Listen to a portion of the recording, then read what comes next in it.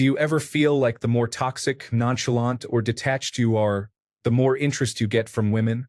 But being mature and genuine gets ignored? Why is that?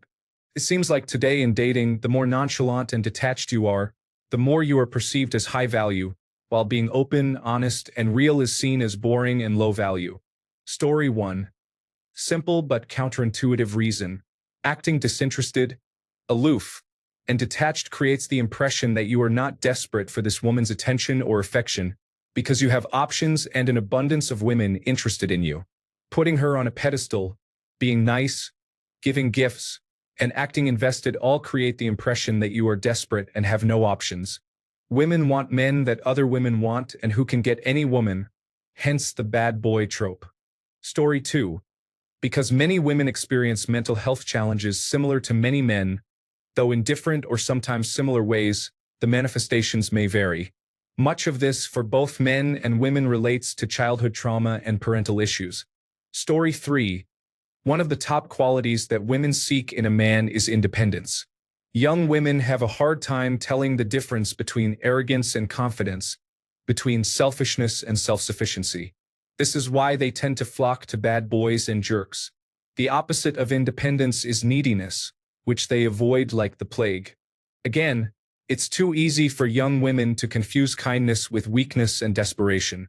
Ironically, when you are in a place where you can live just fine without a woman, so you truly don't need to pursue one, you have achieved this desired independence.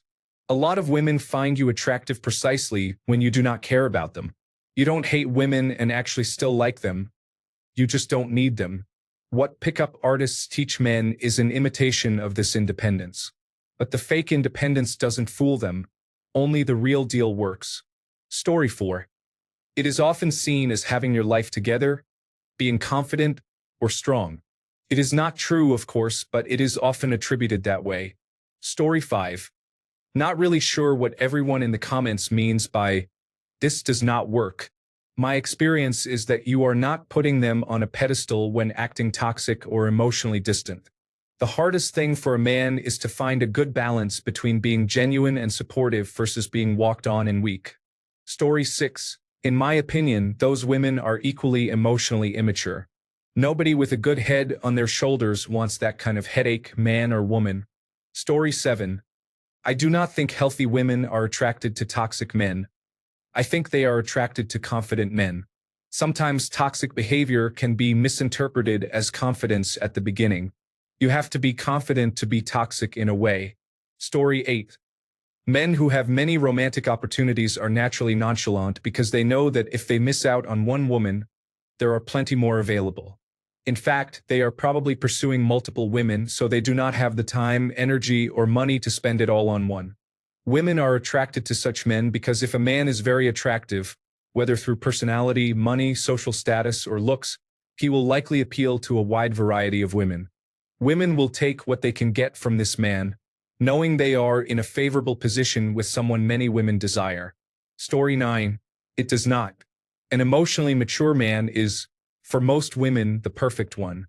The thing is, an emotionally distant man is preferable to an emotional man, and most men are emotional. Story 10. Because women want men who are desired by other women. It feeds their ego to be the ones who can say, "He chose me over the others." Emotionally distant men typically have many options. Emotionally available men come across as too desperate and lacking options by giving their full attention, which turns women off. To these women, such men have not captured a prize or the envy of others. Story 11. Because everyone wants what they cannot have because they feel like they are above others if they can get what others cannot. Story 12. It is being attractive that makes people distant, not the other way around. If you are bombarded with choices and many of them are putting on a front to gain your favor, you become cautious and distant in your connections either because there are better potential options or simply to protect yourself. Story 13. In my Psychology of Sexuality class, there was a section on scarcity. We tend to like people the most who initially dislike us but then develop a positive opinion of us. We want to win them over. People who immediately like us or everybody else are placed into the well, whatever, they're always an open option category. People who start out not liking us are placed into the why don't you like me? What do I have to do? Category. Story 14. I think you are putting the cart before the horse. It is not that being toxic or emotionally distant attracts women. It is that if you are attractive enough, you do not have to stop being toxic or emotionally distant. Story 15. I have had the exact opposite experience. The more authentic and vulnerable I have become, the more and better women I have attracted. The better part is probably the most important. Healthy attracts healthy. Maturity in self and potential partners probably helps a lot. Someone who has had a couple of bad experiences hopefully learns what to look for and avoid. Story 16. Man, I'm so glad I'm married and don't have to deal with the absurdity of online dating. Stop putting women on a pedestal, original poster. They're human, and human beings aren't immune to immaturity. Also, people associate challenges and difficulty with satisfaction. We've fooled ourselves into thinking that relationships should be challenging to be worthwhile. Story 17. As someone who is emotionally distant from almost everyone, I can tell you, sir, it is not a good trait. Story 18. I would imagine that the personality you are describing is often confused with confidence. The problem with your question is that it asks for an objective reason for a very subjective matter. There is no hard and fast rule for attraction. There are aggregate statistics, but each individual will have specific preferences. Story 19. Because most people in society are toxic or unhealed, few do the work required for healing because toxicity is more stimulating and releases dopamine. Story 20. Because I can fix him or her.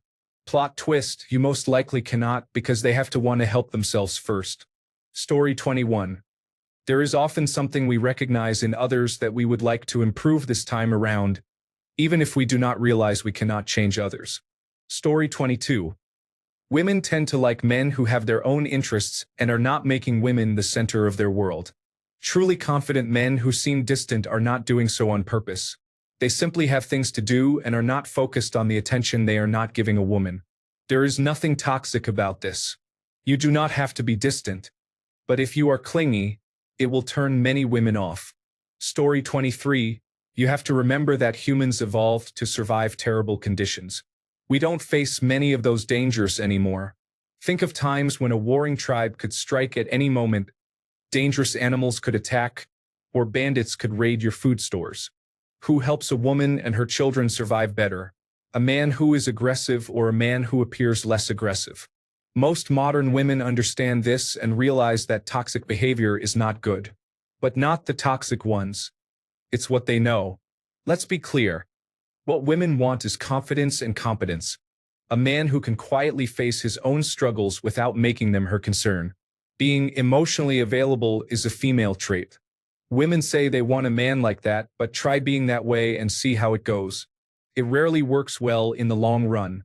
I may be criticized for this, but I believe I am still correct. Story 24. I don't think toxic and nonchalant are exactly the same thing. Women do value nonchalance. It shows confidence. Very few women want a desperate, I'll do anything to get a girlfriend kind of guy. A guy who at least acts like he can take or leave a given woman, and even women in general, is much more desirable. Toxic, I think, means more like macho or dominant or aggressive, or even violent than nonchalant. Certainly, not all women want that, not by a long shot. Maybe detached is the meeting ground between the two. Story 25. Women like to feel useful. They like a project. They like to feel needed. Family Guy has a bit on this. Story 26. Because being with someone toxic can make a person forget, justify, or feel better about their own flaws. It might also give them a sense of purpose, feeling like they are fixing the other person. It depends on each individual, of course. Story 27. I have found that being nonchalant, or in my case heartbroken, made it much easier to attract women who mainly wanted to have sex and not get too deep emotionally. Perhaps it makes sense. Women who want something light might feel intimidated by men who are perceived as serious. Story 28. Having those traits may attract some people, but are they mature? Probably not. Do they have the emotional intelligence to navigate healthy relationships? Probably not. Mature people seek other mature people and are less likely to be forward or attention-seeking. I have only been in 3 healthy relationships where both parties have the ability to listen, rationalize, talk things out, and be happy with one another. I am now happily married from my 3rd relationship. What you see or experience is not all there is. Story 29. There are more unhealed people than those who self-reflect and improve, for both sexes. It hurts to heal, and there are many ways to go numb and ignore it. A common way is to distract yourself from the unresolved pain of your past. You find someone who hurts you the way you were hurt before, and then you lament your woes. Really, you have to choose the hurt. Story 30. This is not new because biological female safety mechanisms remain the same. Constant connection and communication with your partner is a modern, upper-middle-class practice. Modern women are actually defaulting to more primal thinking. Women feel safe with men who are pre-selected by other women. We have known this since grade school. If you are happily married or casually seeing multiple women, you naturally will not elevate your emotions when meeting new women during your routines. Your temperament and demeanor will be neutral and indifferent because you are already secure. If a woman senses you are unselected, it triggers her safety mechanisms and creates a deer-in-headlights feeling. This is how they define creepy. Emotional maturity and availability are processed by women's emotions as outcome dependence and a try-hard energy. So they think you lack options, and it must be for a reason. You can be detached without being toxic. It is all in how you behave and communicate. Keep your mood level steady. Do not get excited just because the girl is attractive, and do not feel the need for reassurance by over-communicating. Story 31. Because women enjoy the pursuit of love and tend to lose interest in men who give it to them without the pursuit. Therefore, kind men often come last, while rebellious men win most of the time. Story 32. Man, I would really love to say this does not exist or happen, but somehow it does. I guess it is the same as the whole "I can fix her" form of attraction men have to toxic women. Story 33. I wonder if the answer is actually quite simple, if not a little bit logical. Everyone is drawn to things that feel familiar and comfortable. We have many decades now of men being told they need to be tough and masculine, and that has been interpreted in ways that are not always positive. Despite that, these men are fathers, and women who go looking for men may gravitate towards a familiar dynamic rather than a new dynamic that is ultimately more healthy and balanced but foreign. Story 34. This has always held true because men have played games like this for so long that when a man meets someone who is interested and emotionally available, it seems like a trap to many women. Keep being yourself. Pays off eventually. Story 35. Being more attractive attracts more women. Having more options makes them value each one less. This leads to more perceived distance if they are not focused on just one. Women want the man they want to be emotionally available. If they do not want you in the first place, they do not care if you are or not. Being emotionally available will not change that.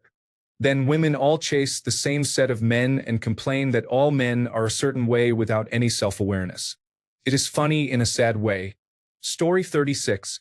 Being toxic and unavailable does not attract more women. It attracts women with unresolved father issues.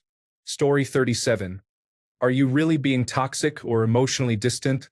Or simply putting yourself first, silently confident, and investing in yourself? It's like when people say they are in their villain era, but it's just being a basic adult by maintaining boundaries, communicating assertively, and not people-pleasing. Not saying this is you, original poster, but I find many people conflate saying no, prioritizing yourself, taking your time getting to know someone else, and having expectations of others with being toxic, villainous, or unavailable. Personally, being toxic attracts other toxic women. But if a man is confident, assertive, investing in himself, mature, emotionally available, and rightfully selective, he will still attract many women. Story 38. Is this what you think? Or is this something the internet tells you? Do you attract all sorts of strange people by being cool and aloof? Because it really does not work at all. Maybe if you are in your teens or early 20s when everyone is immature. I am always my genuine self, and I have a lot of romantic experiences. Story 39. It does not apply to those over the age of 25.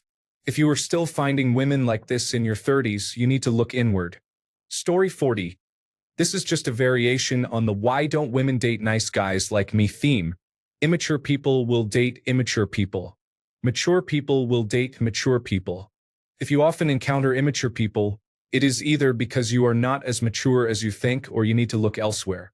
It is not a woman or man issue. Story 41.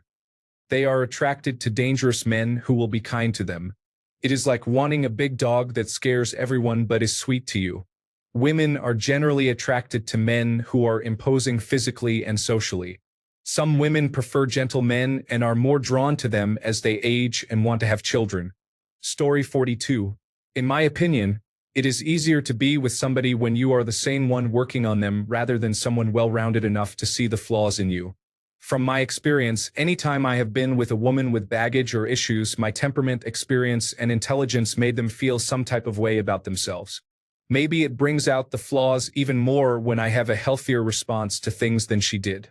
I do not know, but I can tell you right now, people love to hide their flaws and baggage, and if they see you have the same baggage they feel, somehow they think it is their responsibility to help you fix it. If you are well-rounded, the attention will be on what is wrong with them, and we cannot have that, can we? Story 43. All of these answers are wrong. It attracts women because being nonchalant, not caring, or even actively pushing away women conveys high value and that you frequently have attractive women in your life. Otherwise, you would not push them away.